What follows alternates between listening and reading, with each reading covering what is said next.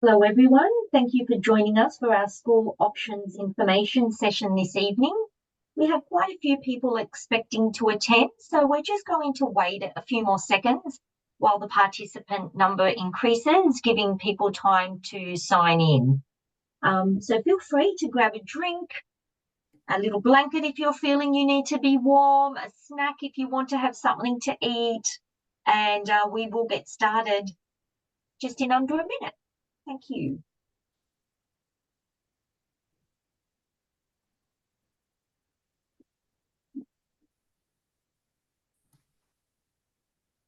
So Peter, maybe when you're ready, we can stop share. Excellent. So my name is Belinda and I'm from Early Ed.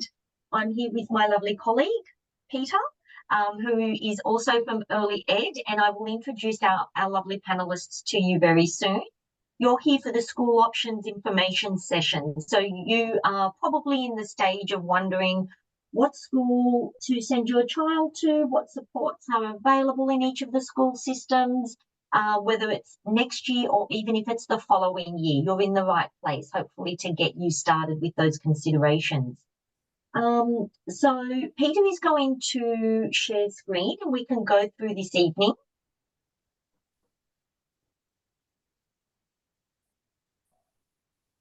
Thank you, Peter. Just so that you know, the webinar is being recorded this evening, and I will invite Peter to do our acknowledgement to country. Thank you, Peter. Thanks, Belinda. I'd like to acknowledge the people of the Darug Nation, who are the traditional owners of the land on which I work. I would also like to acknowledge the traditional owners of the land from which you join us this evening and pay my respect to elders past, present and emerging. Thank you, Peter. Thank you. Feel free to put in the chat if you wanted to, the land on which you're on this evening. But while we're here, I will go through some other housekeepings. We're very fortunate that tonight is being presented through some funding that we have received by the Department of Education, and it's called the Start Strong Pathways Funding. And with the Start Strong Pathways funding, we're supporting children and their families who were too young to start preschool and school with being ready for starting preschool and school. So it's access to early childhood, early learning. It's access to educational play experiences and supporting your child be ready for school. So we're very fortunate to have that funding to run this evening. We do have guest speakers from all school systems, which whom I will introduce you to quite soon. In terms of the Q&A and the chat, if you have any technical issues, feel free to use the chat. But if you do have questions, please type them into the Q&A, which is at the bottom of your screen, or depending on what device you're using, there should be two little speech bubbles which say Q&A. Feel free to put your questions in there. The panelists will be looking at those questions across the evening. And if there is anything specific that they can answer, they will do that as we are presenting. Whatever isn't answered by the end of the night, we will go through those questions with time permitting, and we'll try and answer as much as we can. If there are any questions again that still aren't answered, Peter and I will go through those at the end of the webinar over the next week. We will contact either yourselves or the panelists to get answers to you. So please feel free to use the Q&A. Thank you. There will also be a poll. There will be a poll that will be launched at the start of the evening and a poll that will be launched at the end of the evening. Peter, given our sign-ins, I wonder whether you have access to that poll or not. If not, that's okay. We can probably let that pass. But there will be a feedback survey at the end. We would really appreciate your feedback because it helps us plan and present for future webinars and make sure that we're doing what our target audience are needing. So we would really appreciate your feedback there, please. If I could go to the next slide, please, Peter. Please.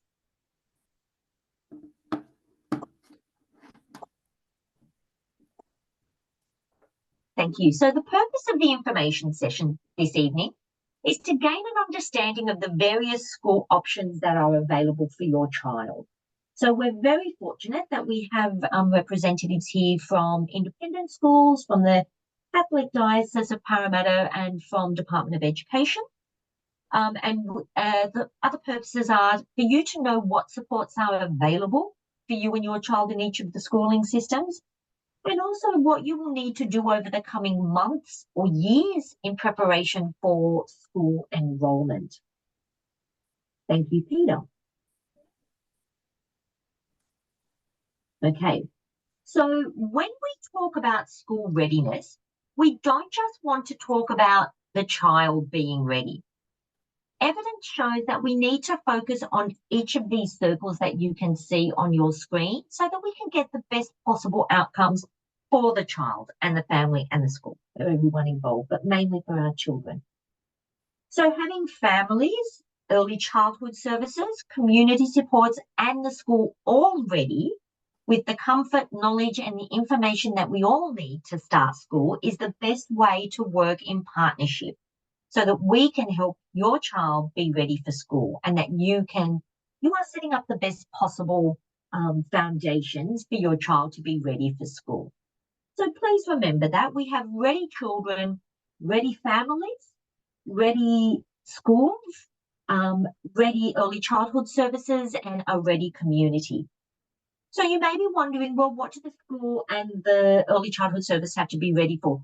Sharing what is already known about your child, the way they learn, how they learn, what they like to learn, and strategies that work best for your child with the school just gives a bit of that heads up, so that teachers who have a full class have a bit of specific information about each child that they can refer back to if they need to support your child in their learning.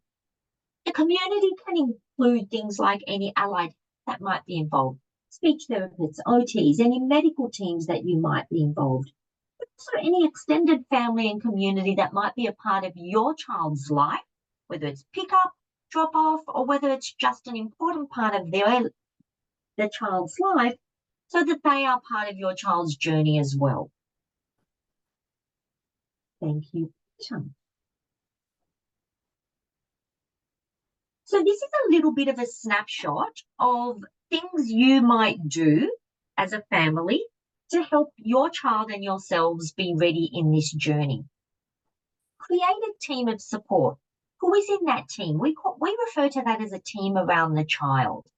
That might be yourselves as the family, and then anyone outside of that, extended family, informal supports, formal supports, such as those allied health and the community references that I was going to. But create a team that will help you help your child get ready for school. Then identify what your goals are as a family and what your priorities are. It may be location of school. It may be support options that are available. Decide what is important for you and your child, because every family is different, every child is different. So get your goals, and that will help you when selecting schools for your child. Organise any supports or services that your child might need leading up to school. So whether it be any extra support in terms of social skills, maybe extra playgroups, maybe extra speech or something. If they're enrolled in early childhood services, speak to the educators and see if they have any suggestions on what else can be done to support your child and yourself in that school journey. Gather any information needed about school options so that you're making a really clear decision. Go to enrolment days, gather brochures, ask your neighbours, ask other parents at the centres, ask your early childhood centres or playgroup facilitators what they know. Gather whatever information you can. Do the school visits and go to the meetings whenever you can as well. It's important for you and your child to be a part of that, so that you both get a feel for the total environment that they're going to be going into, possibly. Find out if you need to submit any assessments and reports. Do that from now if you're considering school for next year, just in case you need to go get any updated assessments or reports for your child. It's a good question to ask so that you're not left at the last minute trying to get appointments in and paying a fortune for something you may not need or not need. So you may need or not need. Once you've done all that, choose your school. You may only have one option, you may have multiple options, but choose which ones you're going to really look into and which one you'd really like your child to go to. Then once they're enrolled, attend the orientation. Like I said, you and your child will be a part of that. From there, you get a much clearer picture and organise ongoing support as you all transition into the school environment. There's quite a bit of things to do, and we will help you. We will talk a little bit about that throughout the evening and also potentially in future webinars that we run later on in the year. Thank you, Peter. Okay. So here are some resources that are available for you, also through the Start Strong pathway fundings that we get through our Department of Ed.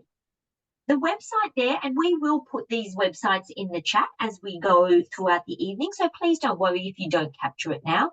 But these are some free activities that you can access. That's okay, Peter, you can go through through the Start Strong website at Early Ed. So our first one is Learn to Play, Play to Learn. There are a range of low-cost or no-cost activities that you can do at home to support your child with educational outcomes, but through play, hence the learning to play. It's learning through play. Active play, active learning is the very same concept, except with outdoor experiences. How to use your local outdoor environments as playing while integrating learning for your child. So a lot of concepts and ideas are shared through those two sites. When you go onto the Start Strong website page on the Early Ed website, these are buttons that you can click that will take you to further information. We also do have weekly online story time. It's interactive. It's very engaging. It runs every Thursday, so you can register for our weekly story time as well. Hammond Target Word, that's a fabulous program for late communicators who are 2.5 years and under. Peter, please correct me if I got any of that wrong. I think that's right. It's a 6-week program. I believe there's some one-to-one at the beginning, at the end, and then there's parenting groups in the middle of that as well. It's run by a specifically trained speech therapist on how to support your child's communication if they're 2.5 years younger. So these are children who are late communicators, not children who have who have been assessed and diagnosed with a language delay or disability of some sort. They're just late communicators. Also have Ready to Learn. This is where you get the opportunity to have up to 3 free sessions with someone from Early Ed who can support you using literacy, using books to help your child with their communication and with other goals that might support them be ready for early childhood and for school. So things like concentrating, participating, following instructions, waiting, sharing, things like that, all through a story time. And the sessions run for about 45 minutes each. We do have the Cubby House, which is a toy library. It's based at Forestville, but you can use that online as well. My Time isn't through Start Strong, but it is another free activity. It's a supportive play group for parents of children with disabilities. So those can all be accessed through the Early Ed website. We will put the link in the chat for you. Thank you, Peter. Ready to Learn Together is another resource that encompasses quite a few tip sheets and videos. So there's written and there's text that you can listen to of families, teachers, early childhood teachers, community workers, all sharing tips on what you can do as a family to help your child be ready for school.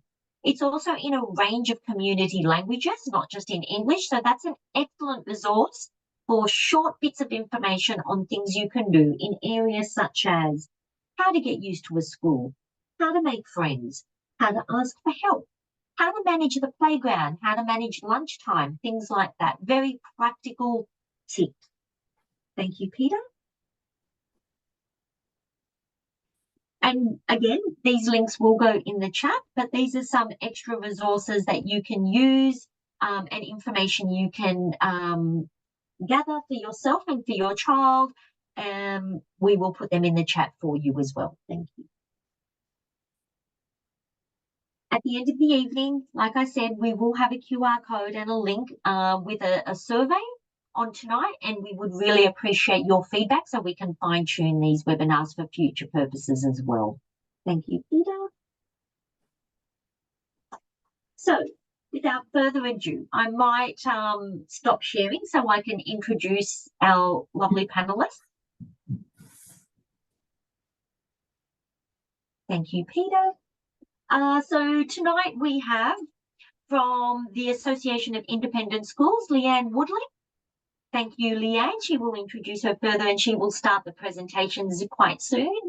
Then Leanne will be followed by Megan from our Catholic education system. She's from the Diocese of Parramatta. Thank you very much for joining us this evening, Megan.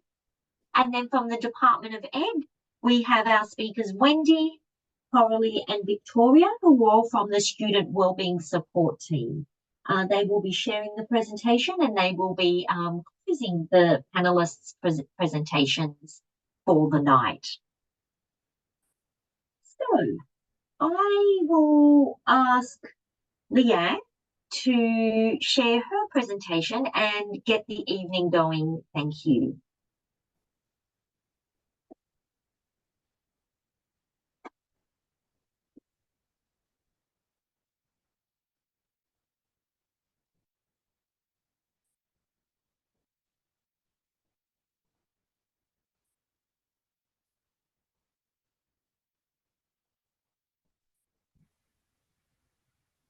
Leanne, you're on mute. Okay, goodo, thank you. My name's Leanne Woodley. I'm the manager of the Student Services team at the Association of Independent Schools. And I'll tell you a little bit about us, what we do as I go through the presentation today. But I guess we'll just start with what is an independent school. As you know, there are 3 sectors of education in New South Wales. We've got our government schools, that we've got representatives here from today. We've got our Catholic schools. And then, of course, I kind of say our independent schools are the all other schools. So throughout New South Wales, we have over 511 independent schools. And these, some of them are affiliated with a different philosophy. Some of them have different ways of learning. So if you could think about a Montessori school or a Steiner school, these would be all examples of independent schools. Independent schools are not governed or ruled by an organisation. They're just that. They're autonomous and independent. So most of them are run by a school board. They'll have a principal and a school board that oversees their running. They certainly range in size. So many of our schools are possibly the large metropolitan schools that you can think about. But most of our schools, over 75% of independent schools in New South Wales are small schools located in a wide range of regions, rural and metro areas throughout New South Wales. Each independent school has its own processes and procedures, has its own policy documents, and so it's quite individualised. As I mentioned, last year we had over 511 independent schools, and that number is increasing each year. Some of our independent schools are associated with faith-based schools, and we have other schools such as Aspect, which would be considered a special assistance school. So we have a wide range of schools. But I think what remains the same, no matter what school you look at, an independent, a Catholic, a government school, we all operate under the same legislation, which is the Disability Discrimination Act and the Disability Standards for Education. And we all have the same regulations in terms of duty of care, in terms of curriculum. So that while independent schools are quite autonomous and different, there are lots of things that are the same. So how do you go about finding an independent school in your area? So you might know of perhaps some of the big name independent schools in your area, but for every big name you know, there's probably about 5 other smaller independent schools in your region and your local area as well. So the best way to go to find an independent school is to go to the AIS website, which is on the slide there. And if you go to the bottom of the page, you'll see a school finder page that looks just like this. And so what you'll do is you can use the navigation bar to type in the school that you want, whether it be a co-ed school, an all-boys school, perhaps you want a particular type of school, you can just type it in. And then what will happen is the school names will appear here. And each of those little red markers is an independent school in New South Wales. So you can then hover over, based on the filter, different red markers will come up. You will hover over that red marker that's in your area and it will take you directly to the school website. And so that's how you will find an independent school in your region by using that school finder tool.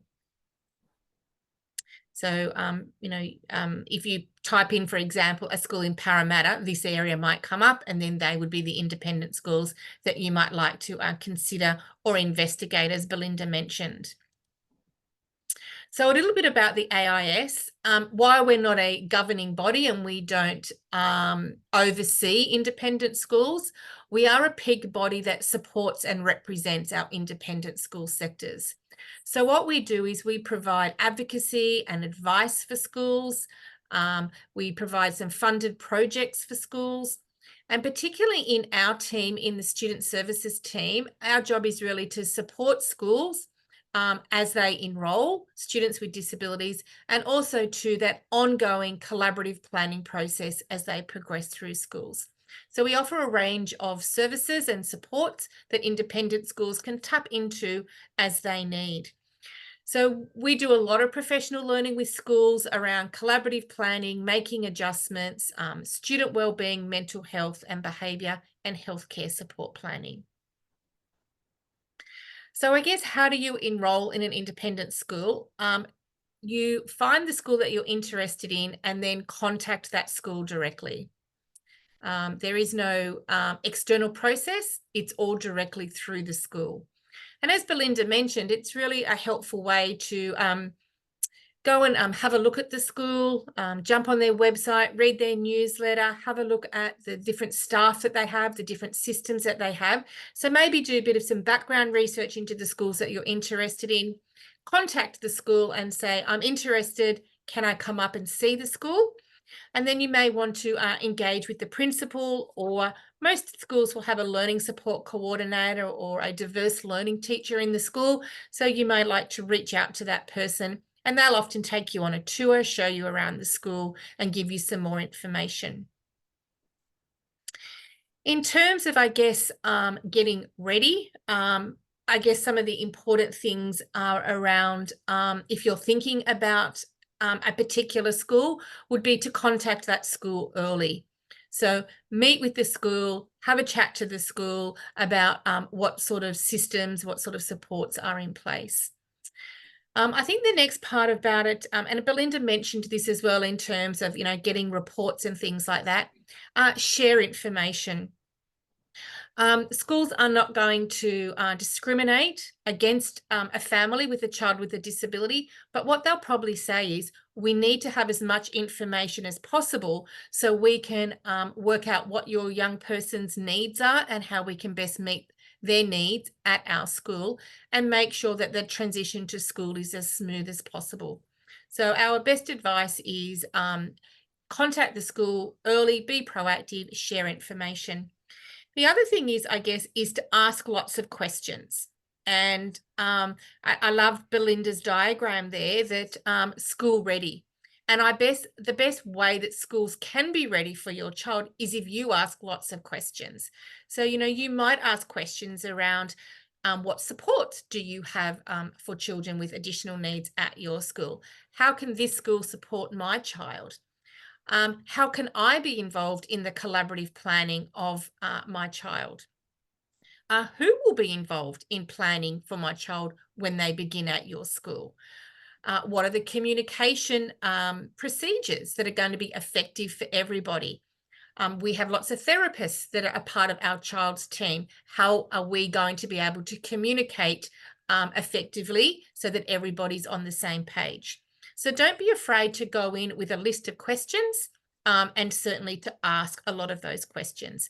And those questions are about sharing information. So just like the school will request information from you, you also want to be requesting information from the school about what supports and strategies and processes are in place.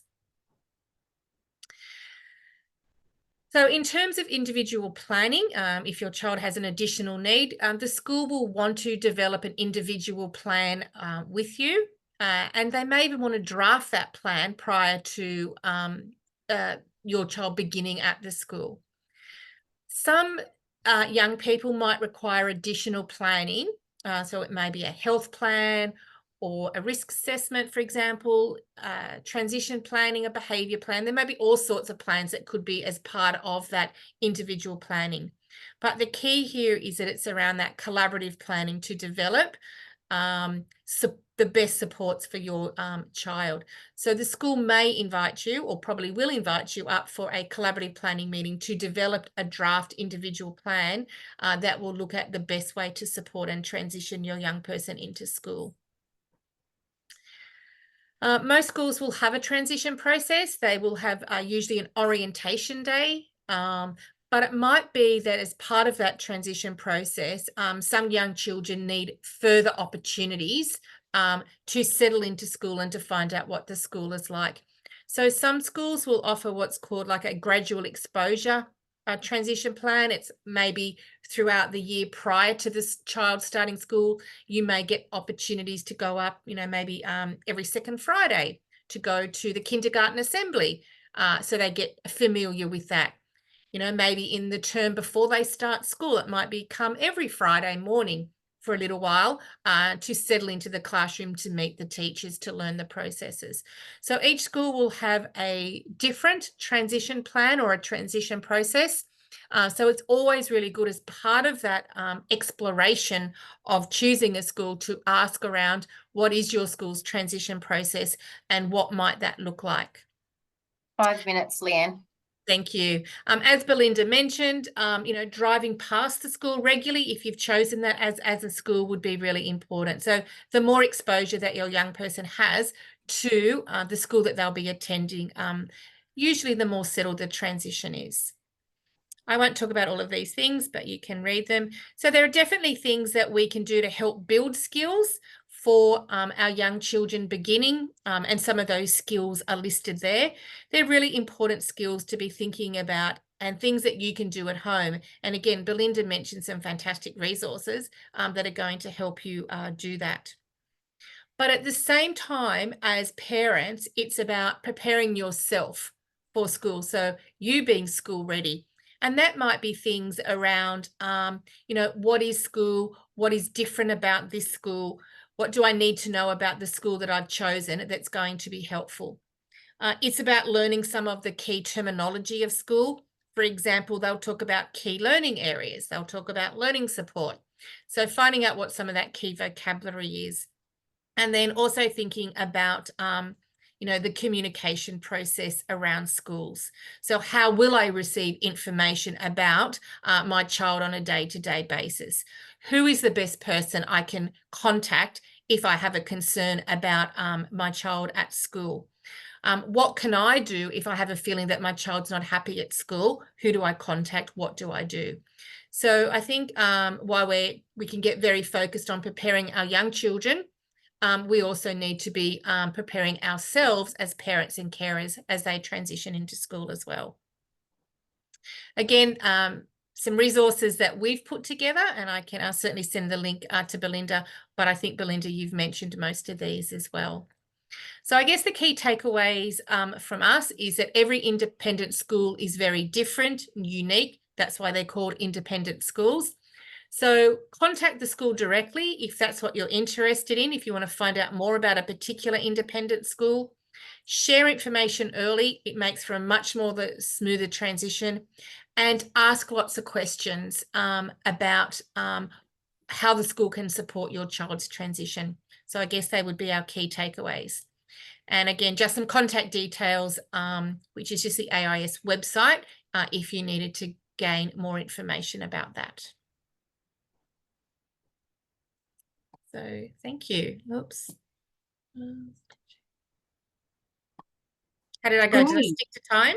Oh, you were phenomenal. Thank you. Thank you, Great. Leanne. That's great. Before I touch on that, I'm going to ask Peter to launch our first poll for the evening, which I would ask families to answer now that it's popped up on your screen, which is just to rate how confident you feel about enrolling your child to start school.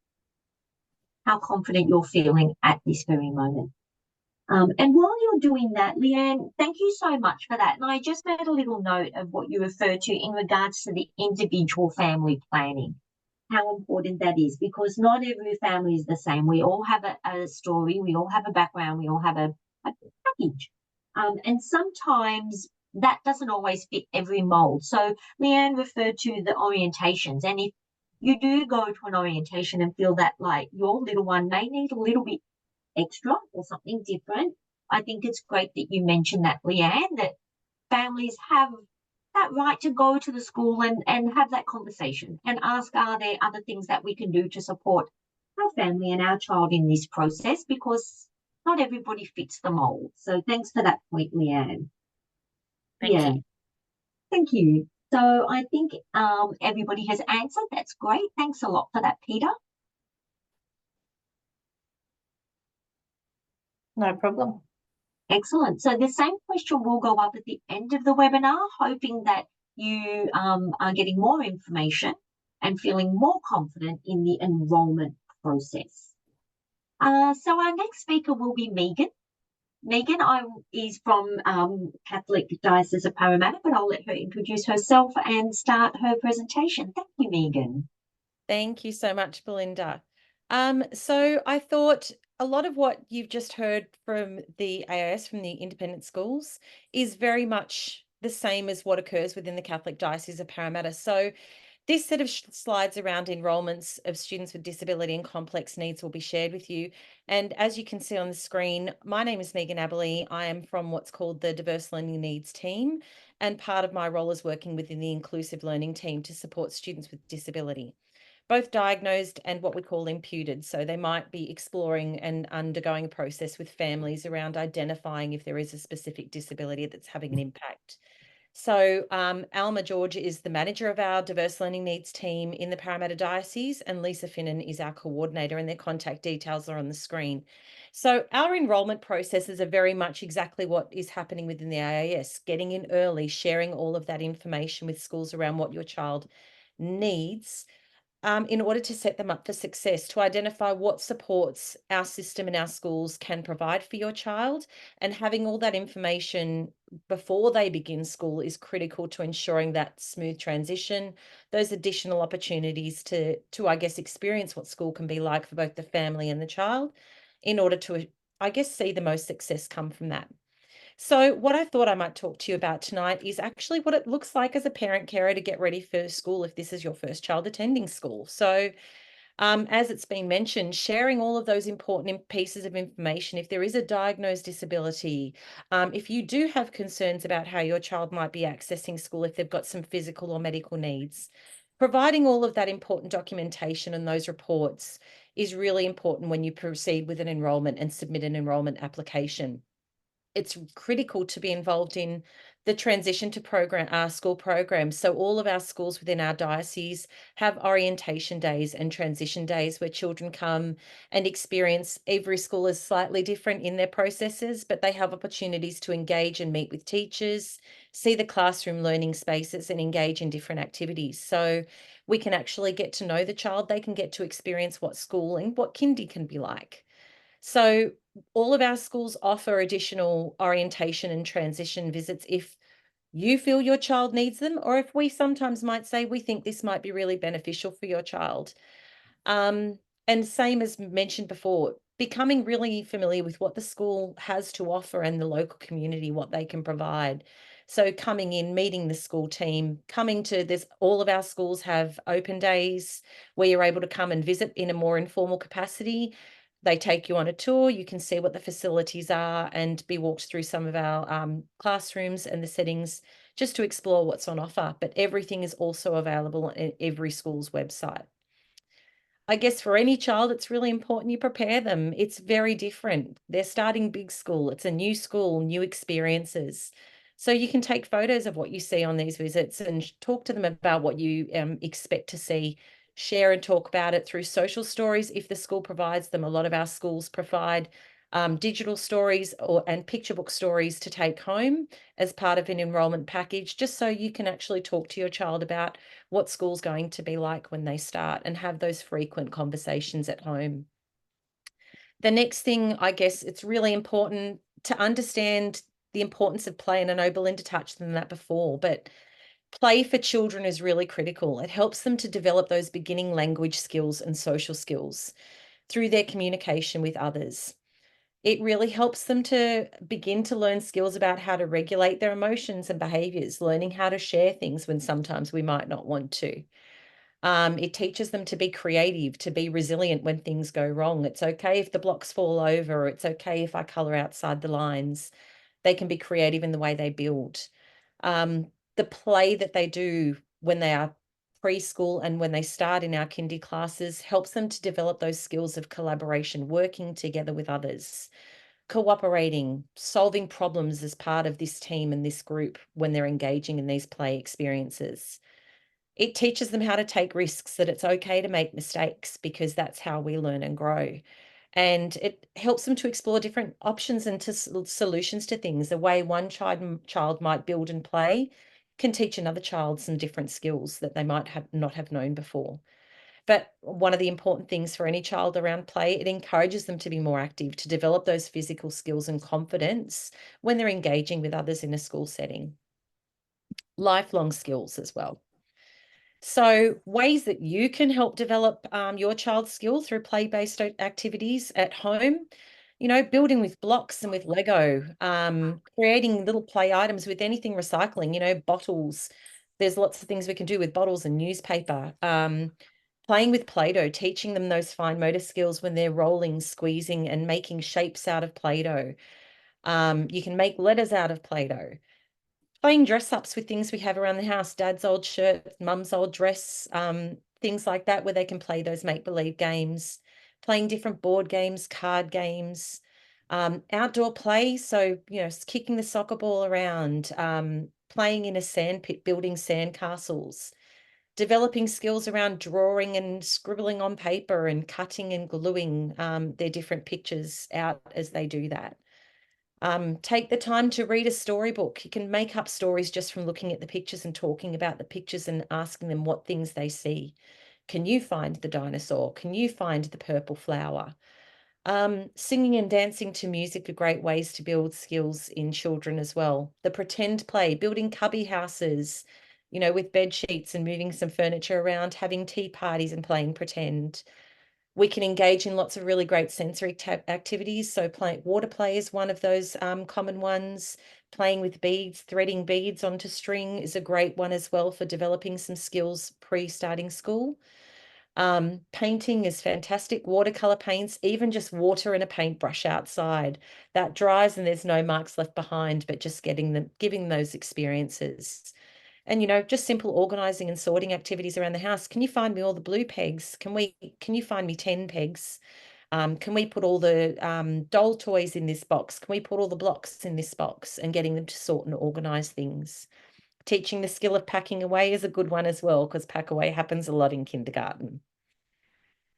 I guess one thing we really want to support families in understanding that it's really critical that we start developing independence in our children, especially when we consider what their specific needs are and their capacity, I guess, to develop that independence with their daily living, their organizational skills, and their personal care needs. And I'll explain a bit of those in the next slides. Developing independence skills where possible is going to really increase your child's self-esteem and confidence, and in the long term will actually decrease their frustration. So we're noticing if you're sending children to school and there's things that they are really struggling to do with some independence, some basic daily living skills, it can create a lot of frustration for them and distress in a school environment. So when we talk about daily living skills, practice wearing their school uniform around the house, hours and weeks before school starts, even just wearing in their school shoes a little bit so that they don't create that discomfort. Teaching them about where the rubbish goes when we're finished eating. It doesn't go on the floor, we put it in the bin. That simple skill of practicing opening a lunchbox and opening our packets and food containers, identifying with what your child is capable of opening, because that can create frustration when they can't access their food when they're feeling hungry and they're having to wait along with 10 other children for the teacher on duty to unpack their chips. And even knowing what foods to eat during different times of the day and what, support they need in terms of eating at different times. It's really important, I guess, to help them understanding that, we need to be organized and there's routines that we follow. So having some basic routines that you can set up at home, some visuals and photos that help them to remember what we need to do in the mornings. I pack my bag, I brush my teeth, I brush my hair, and a bedtime routine. I clean up my toys, I put my pajamas on after I've had my shower, those sorts of things. You can even teach your school. Some children really struggle with developing and building new skills. So taking a video of them actually doing something that they've been learning to do when they've done it really well and showing them again, look, you can do this. This is okay.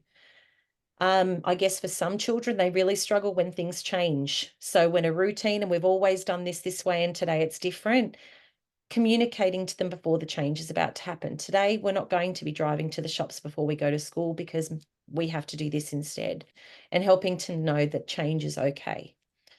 Having that regular bedtime routine, some children really struggle with that in the early days of kindy. There's lots of children trying to take naps and naps don't happen in kindy. So I guess breaking those routines and having those guidelines around going to bed and waking up is really critical too. And I guess reading every day with your child where you can. It doesn't need to be long, it can be very short. So just having those experiences where possible. 5 minutes, Megan.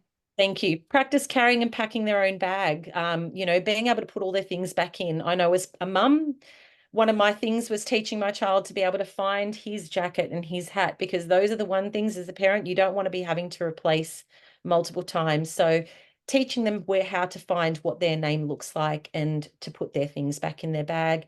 And if possible for them to practice writing their name, try. They don't need to be able to do that straight away, but if they can identify what their name looks like, that's really helpful for them.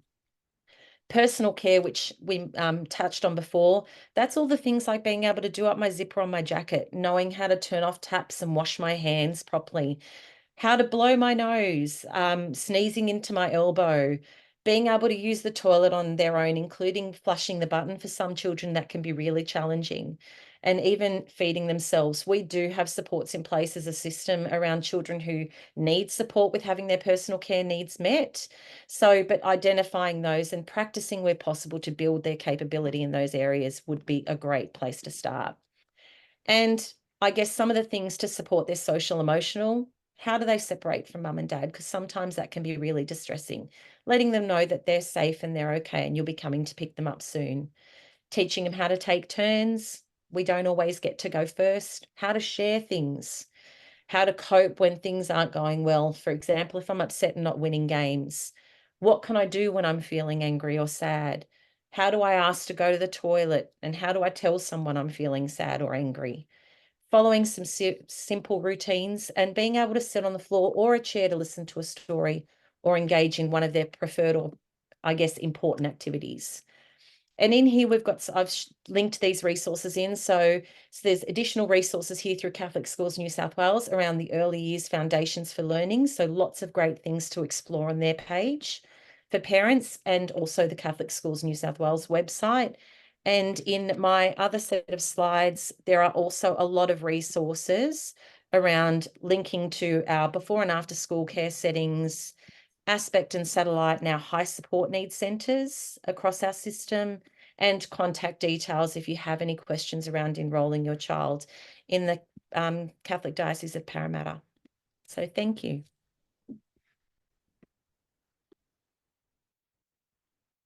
Thank you so much, Megan. If you are happy to share those links in the chat, we can put them out to make sure that they go to everyone. That would be wonderful. Leanne, thank you for your link. You sent it to panelists, so I forwarded that on to everybody as well. So thank you. Just on what Megan was saying, I made a little note on the importance of play. It is very valuable. It's not everybody is comfortable with it, or not everybody has that kind of creative mind to know how to do it. So Peter has already put in your link, that Ready to Learn website. Sorry, my camera's just gone dark. The website as part of Early Ed's website, and the Start Strong activities that you can access for free as well. They are both in the chat. So please feel free to copy those links to get some play ideas as well. The Ready to Learn also has quite a few valuable tips that Megan was talking about too. So the big one about independence. Often in early childhood, our ratio is for 40-year-olds is 10 children per 1 educator. When we move up to primary school, that can be anything from 1 to 30 in a classroom, potentially, with some support coming in and out throughout the day as well.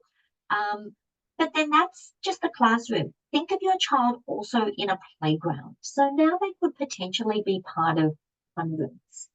So teaching them as many self-care and as much independence as possible is the best thing that you can do for your child. I know sometimes parenting you want to do for your child, and that's a beautiful thing, and you can do it.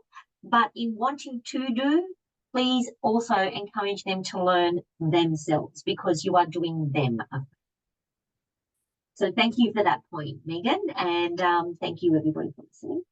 Now I will pass you over to the Department of Education. I will share the slides on their behalf, but Coralie, Wendy and Victoria, if you would like to introduce yourselves and start that presentation once I share screen, that would be wonderful. Thank you.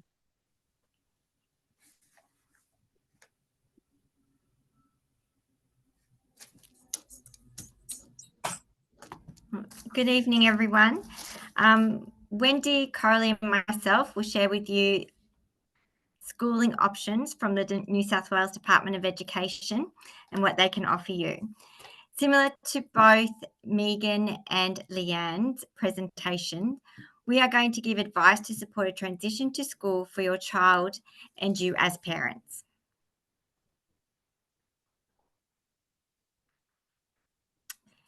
I'll just give you an acknowledgement of country. We recognise the ongoing custodians of the lands and waterways where we work and live. We pay respect to elders past and present as ongoing teachers of knowledge, songlines and stories. We strive to ensure every Aboriginal and Torres Strait Islander learner in New South Wales achieves their potential through education.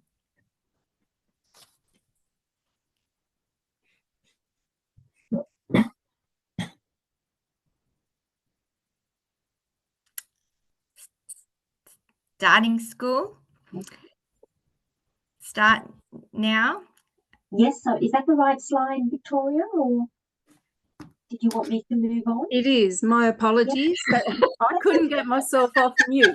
I think I was trying to drive your mouse, Belinda, and that didn't work very well for me. I'm not doing this slide. That's okay. Yeah, so the first thing to do, I guess, is to find out what your local school is, and you can do that very easily online. We'll share this with you later. The School Finder is the best way. You've probably heard about out-of-area enrolments, and you may have a preference for a public school, but your local school is the one that you need to enrol in. If you are seeking enrolment at another school, go to that principal and request an out-of-area enrolment. We do encourage you to be in the local school because your child is part of that community. They're part, those are the children they'll see in the afternoons or at play. So your local school is best. Thanks, Belinda. And how you do that, you go to the, you can do that through your online application or through the school. So you can go and visit the school. There have been some questions in the chat about starting age. Your child can start school if they are 5. If they turn 5 before the 31st of July in that year, they can start at the beginning of the year. They must be in compulsory schooling by the time they turn 6. One of the questions was, what if they turn 6 in January? School is not open in January, so they can start in that year where they turn 6. If your child turns 6 from October and later in the year, you can apply for an exemption from enrolment for the rest of that period. So it's only from their child's birthday, if it's after October, to the end of the school year. You're asking for that extension, and that application goes through your local school. It's sent to a director who makes a decision about that. If that's something you're thinking about, it's very important, I think, to make sure that you have all your information together. What that director will be looking at when they make a decision about delaying enrolment is, will your child be supported? Is there a good reason to wait until the following year? Perhaps they have a disability and they're receiving not necessarily treatment, but support for that disability. That's always a very good reason to delay and wait. You will also have to show evidence that they will be attending a preschool or early education centre. Disabilities, the section on that last slide about the information on the slide, I would really encourage you to put in the any of the disabilities, special circumstances, behaviour things, the things that have been discussed earlier that make your child individual, the things that they need to support them to succeed at school. Be honest and be open. That's not information that's shared with everybody, but it is information that's crucial to planning for your child's enrolment. Thanks, Belinda. My name's Coralie Pratt. I'm a transition support teacher, early intervention with the department, and my area is Metropolitan North. This is my favourite slide because it emphasises the need for schools to be ready for children.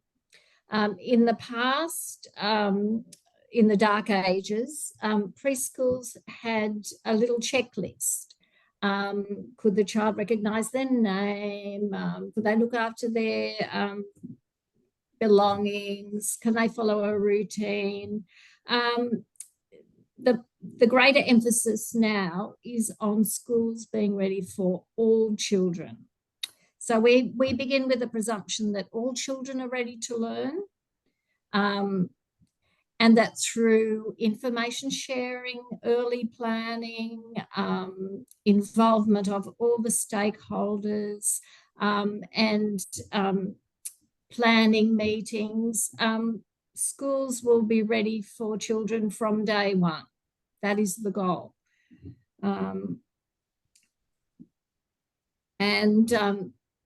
Planning for a smooth transition to school sets the tone for the rest of the child's future within that school. All the good relationships are developed through planning, and meetings can be organised so that parents can express any concerns they might have about their children starting school, and all schools are very willing to have individual orientation sessions if needed. I would definitely encourage parents to take their children to as many orientations as they can. Some schools have 3, some have 4, because in the background are personnel who are observing your child during orientation and might identify some needs or some interests that will help in planning, and start planning early. Next slide, please. And a lot of the information now comes from early childhood centres filling in the transition to school statement. In these, they can be digital on the departmental website. They can be downloaded, and educators and families have sections they can complete. So you're getting a lot of information about children's interests, about their abilities, about family expectations, interests, and the sorts of strategies that are being used in preschool to accommodate children's needs and support them. A lot of my role is going into preschools and doing observations so that a profile can be developed, either in applying for support classes or in passing on valuable information to the child's future teacher. I think I'm done. Next, please. So we actually offer, in the department, we actually offer some prior to school programs, and you may have heard of the early intervention classes. Children are eligible, families are able to express interest in an early intervention class when the child is 3 and up to age 5 when they start school. The early intervention classes are dotted throughout the state. There's one at Normanhurst West, there's one at DY Public School, and it's a fabulous program.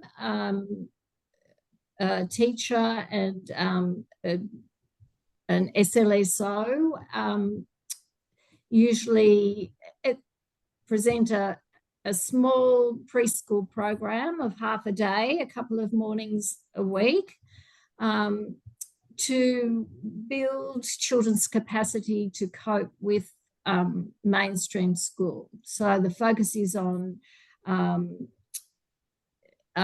play-based learning, development of emotional regulation, and communication skills. It's just like a tiny little structured preschool. There are not a lot of, usually not a lot of places, because it's such a wonderful resource.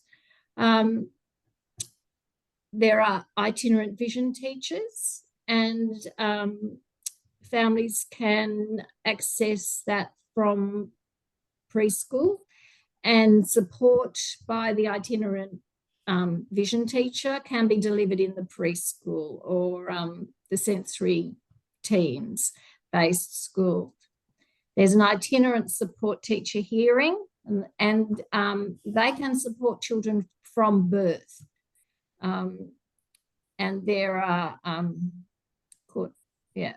support can be delivered in the preschool too. There is a support class hearing, and then there's me at the bottom. I'm a support for schools to assist families in choosing options for school, in supporting schools in the transition process, and then into term 1 of the following year, if children are having difficulties settling. Next slide, please. Okay, The Best Start. So Best Start Kindergarten Assessment identifies students' literacy and numeracy skills on entry to kindergarten. All kindergarten students complete the literacy and numeracy assessment in the first 5 weeks of school. This is done to get a background of what your child's levels are, so that personalised support programs are created to support your child in the during kindergarten. So the team, we've talked a little bit about the team around your child, and at the moment that's your family, your community, your preschool, your early intervention team. But beyond that, then there is a team around the school. So within the school, there's the principal, the school staff, in-school specialist support, school counsellors, learning and support teams. If additional support is needed, that's when the school would contact Victoria and I, Coralie, and a host of other staff who support the school. I've had noticed a couple of questions about whether a child can go to a mainstream school with a disability. Absolutely. Inclusion is our middle name, and all children are welcome to attend their mainstream school. No child will be placed in a special class or special school without your permission and your agreement and your discussions with the school. So, please don't feel that because my child has a disability, they're going to be slotted away in a particular class or school. They won't. You need to discuss that with them. But I think that's also partly why it's very important to discuss and be very open with your child's needs when you approach your local school in the first place. It helps them to help you to understand what supports are available within the school and externally if you wish to go to one of those special schools. If you think that's the right place for your child, discuss it with your local school. But absolutely every child is welcome and is entitled to attend their local mainstream school.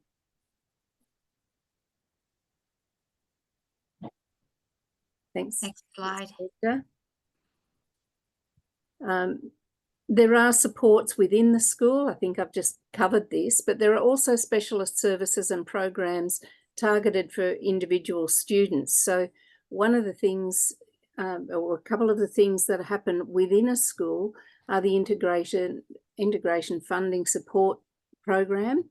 So a request is put in. If your child has a disability and needs additional support, a request can be put in by the local school for additional funding. That funding is allocated to your child, and it is particularly allocated for school learning support officer assistance. It would be very rare that that person would be available to be with your child all day, every day. That's not how the system works, but they will be there when your child needs them, and the learning support team that we've spoken about within the school work out when the best times are for that support. The other 5 minutes, Wendy. Okay, we also have itinerant teachers for vision and hearing who can come in and support in the class, and also to educate and assist staff members, provide professional learning for them. And then there are support classes within mainstream schools, and there are also support classes in special schools. Next slide. So if you may wish that your child begin in a support class or a specialist class, or you may throughout your primary school years decide that that type of setting may be better suited to your child. To gain access to one of those classes, it is a process and it's called an access request. So you work with your census school, which is your feeder school, and they create this form with you, with any external health providers and the school psychologist and counsellors, and they collate all this information, which then gets put towards a panel. A panel then decides the best setting for your child, subject to vacancy and of course distance from your home. So that if you decide to head that way, you will need to work with your school to develop the access request to obtain a support class or a specialist setting.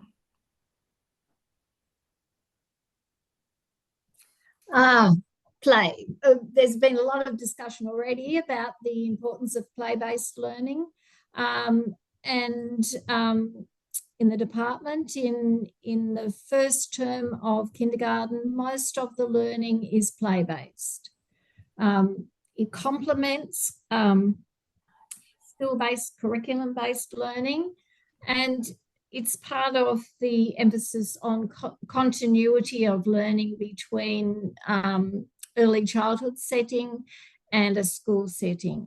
And a lot of teachers are seeing the value of play-based learning after kindergarten and are providing play-based learning experiences into year 1 and beyond, because the value of play-based learning can't be emphasised enough. Next slide, please. Thank you.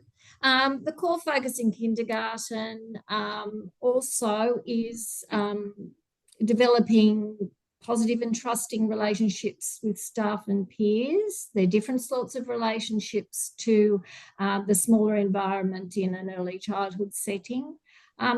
Children start to make and sustain friendships, and a lot of the play-based learning experiences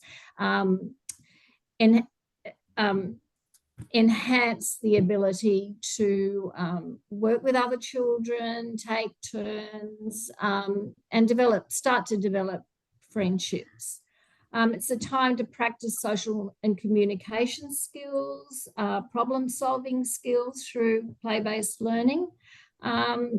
Different sorts of routines and rules. There are class rules, there are school-wide rules, and that takes children a while to practice and learn those skills too, as well as being part of a large group. Practicing sharing materials, focusing on a task, completing tasks, turn taking, and as children become increasingly independent, they are able to separate from parents and carers, and take care of their own belongings. Sometimes children are challenged by the very large groups in the playground and the big noise and lots of children in assemblies, and they need a bit of guidance in that and often reassurance. They learn to attend and respond to stories, complete tasks, develop at the same time, starting to develop early literacy and numeracy concepts, and when they start to write, use computers, and undertake craft activities to hone their fine motor skills as well. Next slide. Sorry? Should we do the next slide? Yeah. Yeah. So I feel Megan, Leanne and Carly have covered this quite well, what to expect in your first few weeks. So just clear the calendar for a couple of weeks prior, and once your child begins school, provide opportunities after school for downtime and fun activities, because they are going to be quite overloaded and quite tired. Don't ask too much about their day. They're already overwhelmed. Let them talk about it at their own free will. And manage separation anxiety. Hand them over and trust. And a lot of separation anxiety comes from parents. So you have that confidence when you drop that child off, and your child will feel confident as well. And I wish you best of luck. Next slide. And I think one of the key things there is that while they're feeling very tired and exhausted, one of the questions in the chat at the moment is around therapy. You might want to put some of those things on hold for a couple of weeks till they settle into school. Give them a little bit of a break from that sort of stuff if you think that's right for your child. But all the other after school activities and things, you might want to cut back on those. And the biggest thing while you're looking after your child is to look after you. It's quite a wrench sometimes to let your child go and trust them to somebody else. Make sure that you're doing something nice on that day when you say goodbye to your child, and especially if they're crying at the gate and you're suffering separation anxiety the same as they are. Make sure that you have somewhere nice to go, someone to have a cup of coffee with, look after you. Yeah, celebrate that It's a big milestone. thing. Yeah. Some Yeah. people, I know, leave the school gates cheering. Others not so I much. wasn't one of them. I was a crier. I confess. I was too. There was another question. Sorry, any questions? These will be provided. I think you just need to email Belinda. Is that right, Belinda? And she will provide Yes, we do a have summary time. sheet from each of us. Yeah, we do have time for Q&A now because the webinar goes till 8:30, so there is time left. Was there more slides for? No? Okay. Oh, we're done. We're Okay, done. I will stop share. Thank you. Thank you. And I guess just with everybody's presentations, there used to be such a focus on reading and writing. What were the 3 R's? Reading, writing, and arithmetic. But now there seems to be so much more of an appreciation in focusing on social skills, emotional skills, independence, and it's more holistic readiness for children, not just the cognitive, the thinking stuff that they have to do. So yeah, that was really highlighted in everybody's presentations. Thank you. And yes, that anxiety on the first day, the first week. There are a few questions left. So panelists, if it's okay, we'll go through them now to see what was answered. There was one in particular that I said I'd like to answer live, and that was in regards to the therapy. Should they do it before and after school when school starts? Please, panelists, step in. But my understanding is that every school will be different because some schools will have most children receiving therapy and would ask that therapies be done out of school hours so that there's not so much disruption to the class and the routine. Some schools are quite happy to have therapists come in to the classroom. Also ask how your therapists work, because some therapists will remove your child from the classroom and do the therapy in a separate room. They're usually in vision and things like that. For example, early ed, we don't remove. We do our therapy on the floor with the child in the classroom. And so that's an agreement we make with the classroom teacher before we go, if the school is open to that. So find out from your therapists how they would like to deliver the intervention in the school environment, and also find out from the school directly if that's permissible or not. But panelists, is there anything else you'd like to add, or is there anything different to that? I'll start. As a system, a school of systems, it's our duty, and we receive resourcing and allocation to support students with disabilities. So any interventions that they require, we provide within a school setting. So we have hearing and vision specialist teachers, but we don't have students, private occupational therapists, speech therapists, etc., come on site. We do have a speech therapist that works within our system, providing support in that area for and advice for our staff and teachers. But I find a lot of our parents tend to try and shift their therapy sessions towards the end of the day, so that the child's at school in the morning and engaging in therapy in the afternoon, or they may engage in therapy in the morning and then come to school once therapy is completed. But we don't want to take from the child's personal NDIS funding, because that's what's providing them with those necessary interventions with their allied health services. So that's from the Catholic Parramatta Schools systems. And Wendy, yeah, you're going to public go. Wendy? systems would agree with that NDIS funding is not about providing support during the day, but there are times when it's helpful to have the occupational therapist or the speech therapist in the class doing in situ things, so that the teacher can then carry on with that program. And I would encourage you to allow that conversation between the therapist and the school so that they are all on the same page and following the same program and share the language. And it's Some, recommended. Sorry, some therapists are also willing to come in and train teachers or share information with teachers, which I think is really valuable. I would And agree. We do that as well. We do consult with the therapists and we do seek their advice on the interventions so that we can have that consistency at school. Whatever their recommendations are, we put into their personalised plan as well. and ongoing regular appointments are recommended to be out of school times. And just on what Coralie and Megan was saying in terms of the capacity building for teachers, that someone asked about the therapy and the break and how therapies are in demand and what happens after that break. That break can be negotiated. Therapy doesn't always have to be with therapist and child. Therapy can also possibly be making resources. It could possibly be parent support sessions or capacity building sessions with the parent rather than with the child. It could also be capacity building for teachers as well. So have a chat with your therapist. Don't just assume that it has to be therapist and child. It can look like a number of things. So your therapist might disagree, but please have that conversation of what other options are available, just so that we can give our child set a time that you both agree on, a bit of a break from therapy to settle in. It's like you starting a new job. There is so much to take in. New environment, new knowledge, new colleagues. Same for a little 5-year-old doing school. And that can be quite mentally, emotionally, and physically exhausting. So please, where possible, have that conversation with your therapists about a break from therapy with the child and what other options might be available.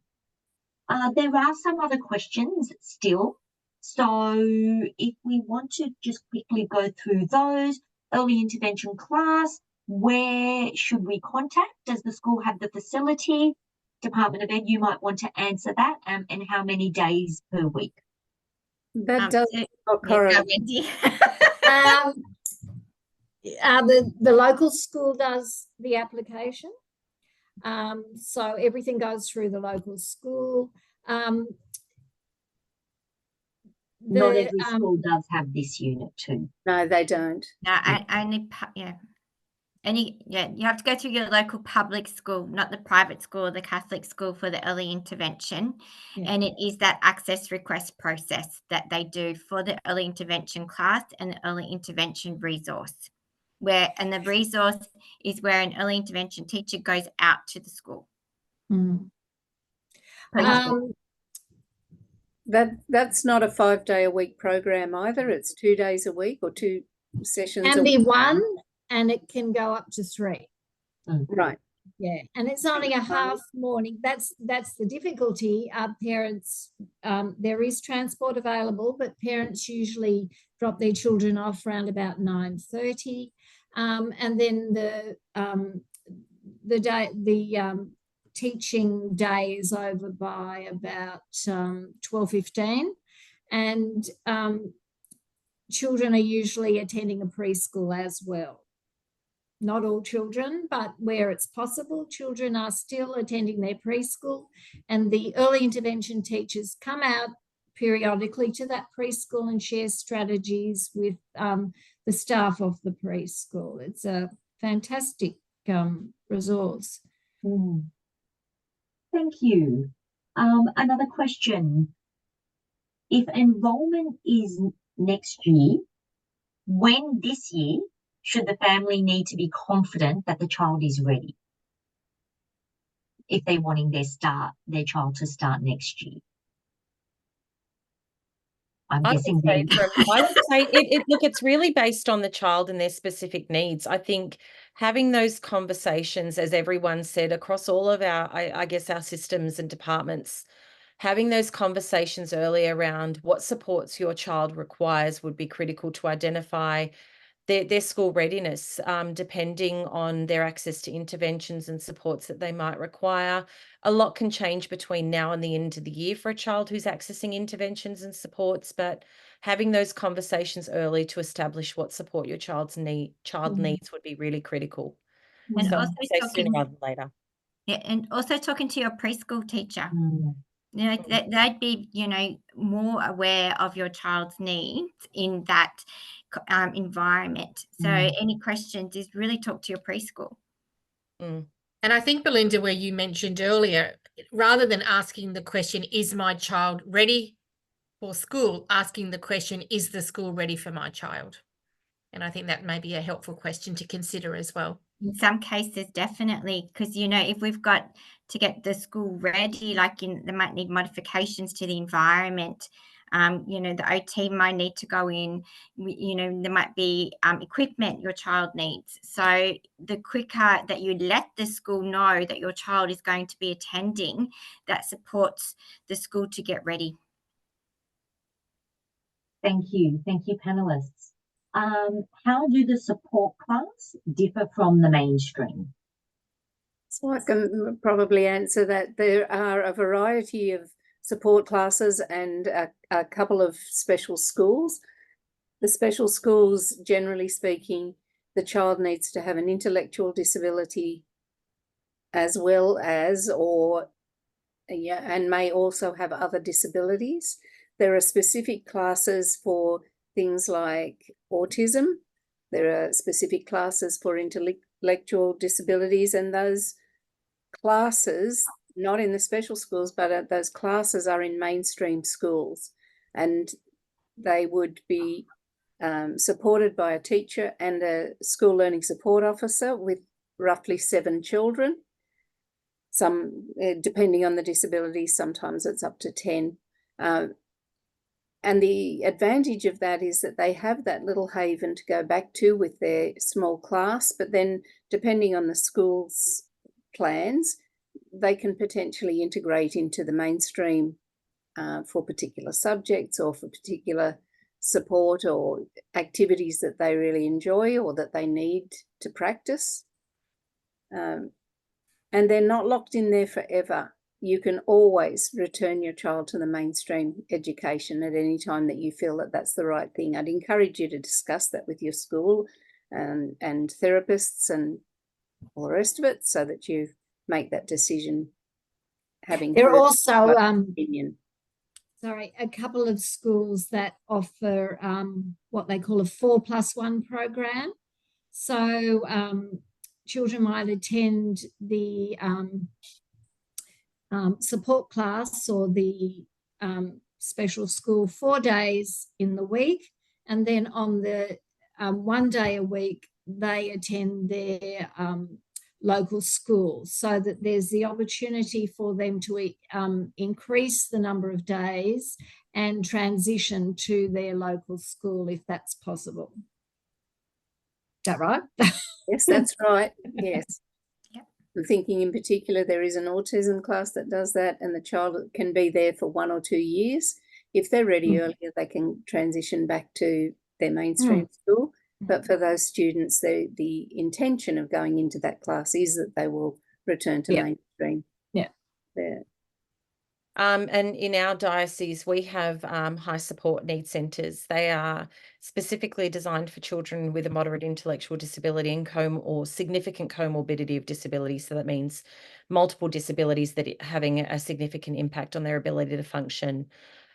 Currently, our wait list for our primary setting is 4 years. That's in the slides that Belinda can share with you. There's just an overwhelming need for more support in that area. But we're very fortunate that we have Aspect satellite classes that are based within our mainstream, some of our mainstreams in primary and secondary settings, but enrolments for those settings are through Aspect, and children have the ability to engage within our mainstream school settings from those Aspect satellite classes, and vice versa sometimes where needed. Aspect have been great at sharing information and resources around the work and supports that they provide. So yes. So Aspect is an independent school. They are. And so if you're thinking about an Aspect school, or even if you hear that your local school has an Aspect satellite class located within the school, your first point of contact is the principal of that Aspect school, rather than the principal of the school in which the Aspect class is located. Yes, and our information clearly states enrolments need to go through Aspect in order to access Aspect classes. Thank you.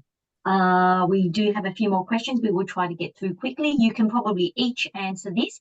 If your child requires learning support, would a bigger school be better resourced? Not necessarily, I No, don't think. I don't think so. Independent schools range from schools that have 3,000 students down to schools that have a couple of hundred students, or sometimes under 100 students. So no, not necessarily. Sometimes the littler schools can be the best schools depending on the nature of your young person. So I wouldn't necessarily say bigger is best. I think it's about finding a school that meets your philosophy of education, that meets your goals that you have for your young person. So I definitely don't always go to the big. Look at all variety of schools and all systems of schools to find the place that's best for your young person. I would agree. Yeah. Excellent, thank you. Is it possible for a public school to decline the enrolment of a child midway of a term, giving explanation that the school is not able to cater the support needs of the child? No. No is the short answer. No. Excellent. Okay. Am I right that a child can stay in kindergarten for a couple of hours during the first weeks? So I might comment on this one. Many schools will often have a transition to school type of program. So I can think of a couple of schools that I work in where for the first couple of weeks of kindergarten, the students just come, for all students, they might have a Wednesday off for the first 6 weeks, just to get them, as I think Wendy mentioned, they get very tired. So I think part of that transition to school can look different for different students. Sometimes it might be that they just come for a couple of hours, 5 days a week, and then build up to full-time. But the intention is always that hopefully by the end of term 1, they're at full-time attendance at school, because that's actually the law. But some children with additional needs, their transition into school might look a little bit different, and sometimes a little bit more staggered and slower based on the needs of that young person and their family. Same for the Department of Education. There are opportunities for a part-day exemption so that they come either shorter days, or they might have one day off in the middle of the week to recuperate. There would need to be a good reason for that. And it's the same for our system, and there's a lot of teams that consult in that process. So we've got behaviour and specialist teams, my team, the inclusive learning team, but it's always in consultation with parent carers around, and it's generally around mitigating risk, ensuring the safety and wellbeing of the student is paramount. So it's really around what that student needs in that time, and not putting them into a position where they are unsafe, or we're creating a lot of great distress by having them there for a full attendance, because that might not be in the best interest of the child at that period of time. So gradually releasing in can be a really great strategy to help them adjust to such a significant change. And whatever decision is made would be clearly documented in the student's plan. Correct. Thank you all for those answers. Before I wrap it up, there are still some questions. I will address that soon. Peter, could you please launch the second poll? And in the chat, I will put the link for the feedback survey. We will also put that QR code on the screen soon so that you can see that. As I said, we really value your feedback. Each of the sessions has been molded based on the feedback, so please contribute to that. So hopefully I've put the link into everyone. Yes, I have. So the increase in confidence is fabulous. Thank you, panelists, for giving. Obviously, you've been able to share a lot of that knowledge with most of the attendants who were looking for this information. Some are still not confident, some still don't know, some feel very confident. That's great to see. thank you so much for answering that. Peter, if you could kindly share, once you've ended the poll, if you could kindly share screen, and I will then just speak to the attendees about what to do with the remaining questions that were not answered. If possible, please. Sorry, there's a lot happening. It's great to have all these questions coming in, and we always wish we had more time to answer these. For the questions that were not answered, I will go through them and I will share them with the panelists, and either they will share their answer with me to forward back to you, or you or they will contact you directly. But please, if you're anonymous and you're happy to share your email with Early Ed so that we can follow up your unanswered questions, here is the email: services@earlyed.com.au. Please send your question to that email. Let them know that you were attending the webinar this evening and you'd like a panelist to give you the answer, and we will definitely follow that up for you. Peter, do you have the QR code for the feedback as well? That's Peter and I, Early Ed's number. If you have a smartphone, you can just take a quick snapshot of that code, and that will also take you to the feedback form. And yes, please feel free to reach out and contact us. But I want to do a big thank you to the panelists for sharing their evening with us. You always give such valuable information. We often get great feedback from the attendees. It is quite a journey, parents, so please take it in, take time to think about it, go over the information that you've been given tonight, talk to your supports, talk to your child's team, reach out to others when needed, and try and embrace this process. Learning is lifelong for your child, so it's not just about starting next year or the following year. This will be ongoing, so embrace this journey as much as possible. Thank you, panelists, all for being here. Again, you always do share such valuable information. Thank you, Peter, for co-hosting and making sure that this webinar goes off as well as it did. Thank you to the attendees for being here, and I look forward to reading your feedback. Peter, if you want to stop share, we can just say goodbye and wish you all the best of luck on your journey. And Thank thanks, you, Linda, everyone. for hosting. Yes. Bye. Thank you.